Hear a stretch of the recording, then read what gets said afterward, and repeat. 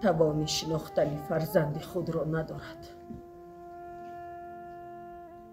در روی زمین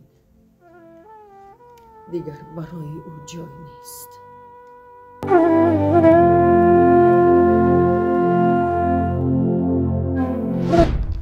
درد چی معنی دارد؟ و دردی من خودت میبینی که دردی مادر نیست. من حتی اشک ریخته نمیتوانم. ولی پشویی میزنم. کارت نباشد، کارای خودت کن کن.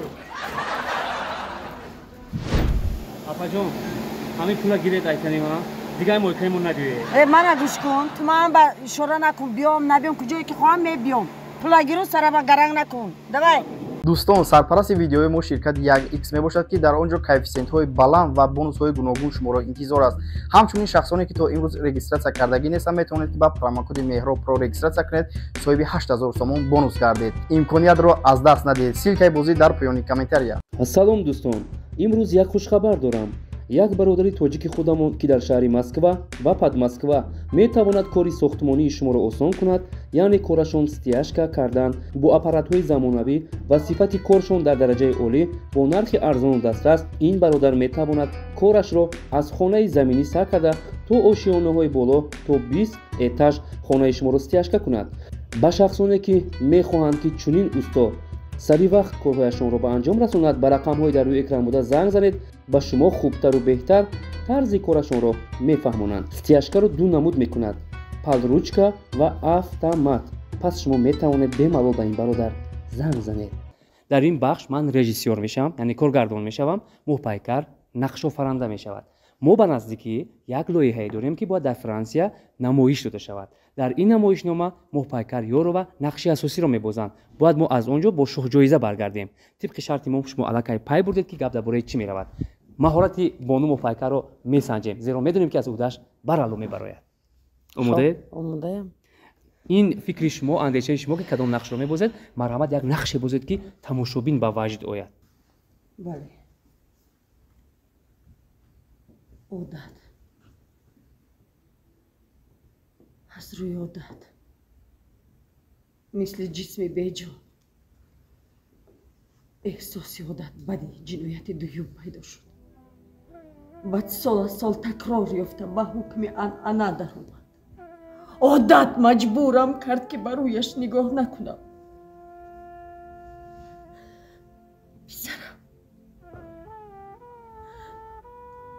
پسرم برای آن آمد که همه رو تغییر دید.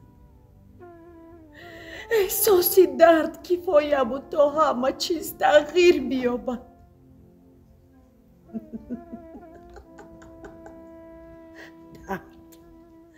درد برای زنی جنایت پیشه. درد چی معنی دارد؟ و دردی من خودت میبینی که دردی مادر نیست. من حتی اشک ریخته نمیتوانم.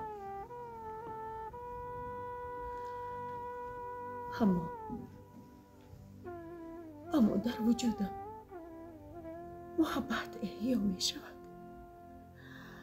هستیم را فرا گرفته رنج و عذاب جاگاه می دهد. زیاد از این خودی دنیا نامکمل دور از عقل است. این را به تو من میگویم.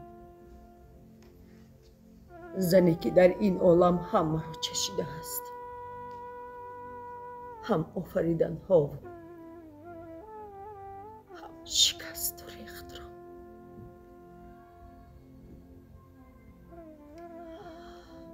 راست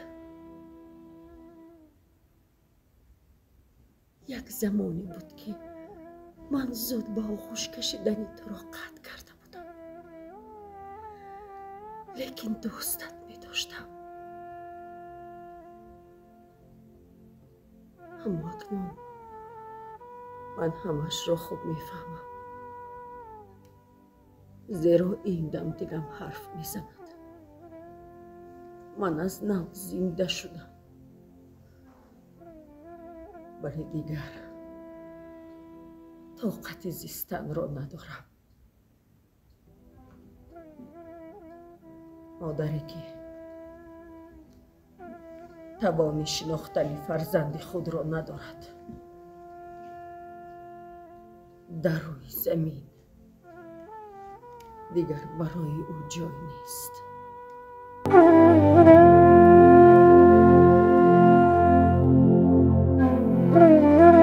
آفرین، در حقیقت یک لحظه یک صحنه حزن‌انگیزی بود که به او دیده نمیتوان تماشا کرد.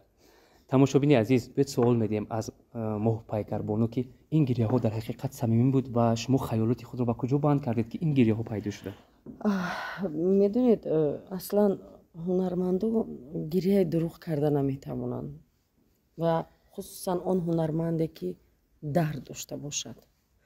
به درد هنرمند در صحنه نقش هم آفریده نمیتواند و این نقشی که حاضر من یک پارچه‌اش رو از آن نمایش اشتباه اجرا کردم، از روی همین صاحب بهترین جایزه بهترین نقش زنانه شدم و به من بسیاری گفتن که التماس این نقش رو نآفر، چون که این کمی گویم یک بیماری روحی شدن ممکن است. یعنی این نقش بود که برای هنرمند به نهایت دشوار است اجرا کردنش، چون مادری که فرزند خود را نمیشناسد و دست به جنایت میزند و فرزند پسر خود را میکشد برای خوشبختی دختر خود.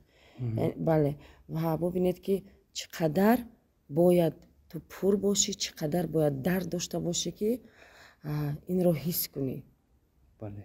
و وقتی که هر زمانی که ما این رو تمرین میکردیم، در اصل تمرین کردن و به همان حالت داده شدن برای من به نهایت دشوار بود.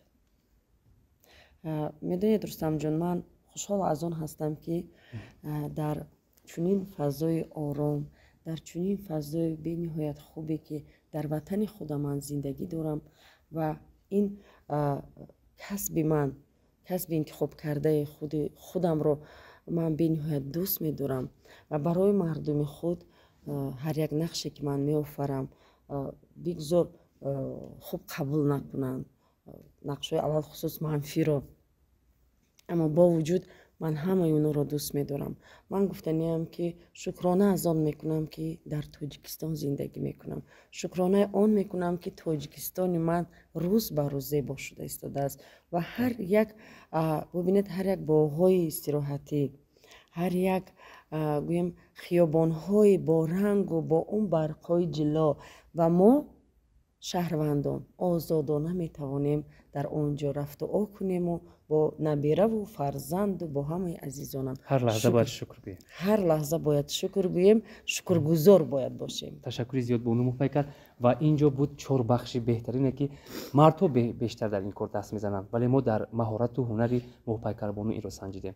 یک بخش دیگر همون مونده است و اگر که در همین جا اگر از اجرایشش برایند، باوری داریم که میبرایند، با همین برنامه رو خاتمه میبخشیم.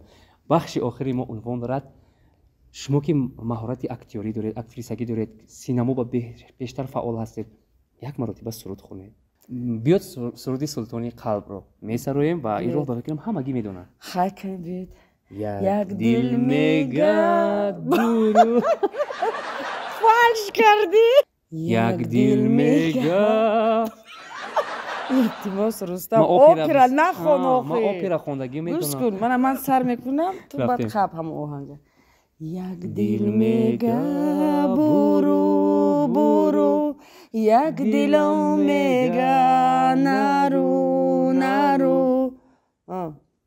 به تو چی کنم؟ التماس رستم جون وقتی که سرود یاد گرفتی همین من به نزدیک سرونده باید چی میگن سلوخ، یعنی شنوایی موسیقیت رو ساز کن انا بعد سرود خون. تو میتوانی این کارو کرده؟ از من سراینده آینده نمیبره؟ نه التماس بهترش سراینده نشو که تو همه جزیره میکنی. من سرود دارم به نزدیکی میباید سراینده. التماس خواهشمندم. تجربه میشین؟ مهاجران عزیز، اگر عین حال ما رو تماشا دارید، ما با شما توصیه خوب داریم. اهمیت داده باشید. ما مدتی دراز است که یک شرکت رو به شما توصیه میدیم، شرکت باخا میتواند که برای داکومنت های شما رو تخت نمودن شما رو به گرانیسا برده با سری بلند به جایتون برگرداند. پس به معلوم میتوانید که به باخا مراجعه کنید. بسیار هم شرکت باوریناک است. مرحمت شرکت باوریناک، شرکت باخا.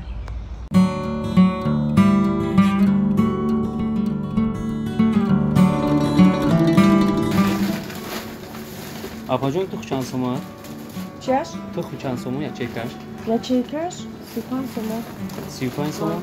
ده هم آجا گفتن ارزان شدگیم و با هم خاطر اومدیم که خبات ارزان نمی‌این دو در یپش؟ ارزانه. ای مرغا چند سوم؟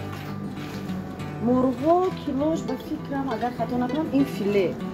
این گوشتی سفید این مرغ است. این اگر شما آب با انداخته دندونتون آزاد نمیکشد. مولوی میشد، با مزه میشد. همین خیلی میدونید آب میشد دهنتون. اینجا بازار اگه کوچه اگه فرق نداره چون نرخ ارزان نمی‌کنه. بخش دو در یپش فرقیت داره جونم. نه توزه آزاده هست اینجا با.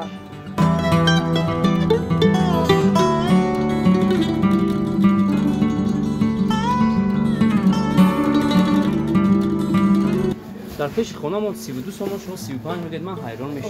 جون یپش اگر در پیش خونه هاتون 32 میشد شما اینجا نمی‌آمد. اینم چون شما سوداگرو گفتون نمی‌آورید. نمی‌رم شما بعد چشمای خوشتون صدقه آخی.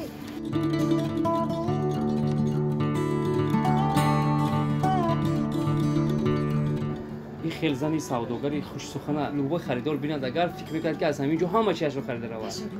همیشه خرید ارزان کردم می‌ذارم. رحمت اپا جان. اگر شما می سخنی شیرینتون نمیبود که من از اینجا هیچی نمی‌خریدم. تشکر زیاد. اگر شما هم چنون رفتار نمی‌کردید منم هیچی نمی‌فروختم. ما مردم خسته میشیم وقتی زن‌هایمون با ما همه کنیسبه کدرویی میکنن که این بیار وای. آخه زنی بیچاره اسود می‌خزد. فرزندای میخوند. خانه میرود. اوقات تیار می‌کند. مرده که وظیفه‌اش چی؟ خرید کرده آوردن. اما تشکر زیاد تماشاگران عزیز در همه سمت و زن‌ها یک خوبه دارند که میتوانند که از بوده همه کار برایم چی استاگی باشد چی دهقانی باشد یا اینکه چی کاری مردانه ببینید که محتوای عزیز در بخش برنامه ما از بوده انمی فروشنده مغازه البته که برآمد یک کفکوبی میکوبه احسن تشکر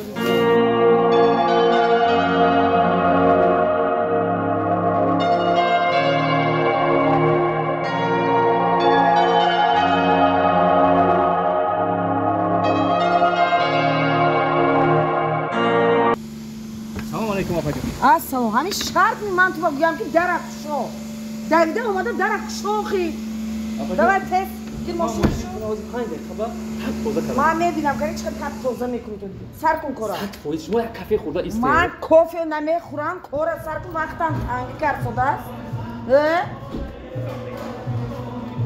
چی گفت شده است این بچه من نفهمیدم بازی اپا جان شما دقیقه دم ده من دم نمیگیرم وقتم کم میفهمی تو گپا تست جون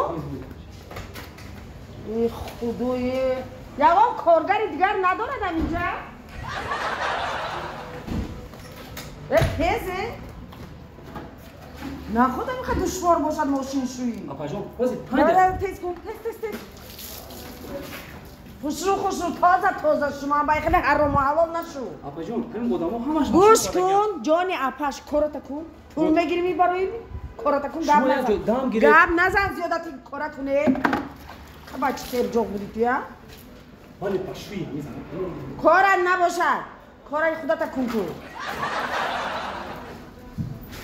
من اینجاشه کی میشوید من اینجاشه کی میشوید صاحب داره در اینجا تست شو بالوناش هم شو بر خوشرو حرام و حلال نشو من با هر یک اینا تازه کردم من با ته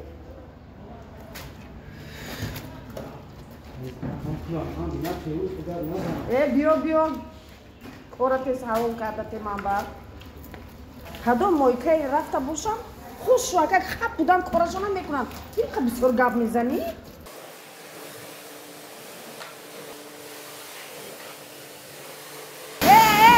شد خوش باید خوش یا دستش بالون نمیبیاد و خودش هم ماشین میگیرد قاف کن ماشین هم تست جون بچه کسا کلون خصوص میجونی تو؟ آجا شما باید ما درست 50 تا ماشین شوید ازدواج با این من اکن 50 تا ماشین در یک روز هیچ کس نمیشوید تست شد خونه شما کلو هم خیلی میکنه کارت نباشد شامپونو این چی پشم پتر این چی؟ این چی؟ این چی خیلی تازه کنی؟ این چی پشم پتک ده اینجا؟ گیر تازه کن. باید بینی؟ این چی خود است؟ 50 تا ماشین تازه میکنه؟ تازه کنده؟ این ماشین رو کجا بود $8 ماشین من چند داشت پشم پتکش تو گرفتی چسب ندیده ای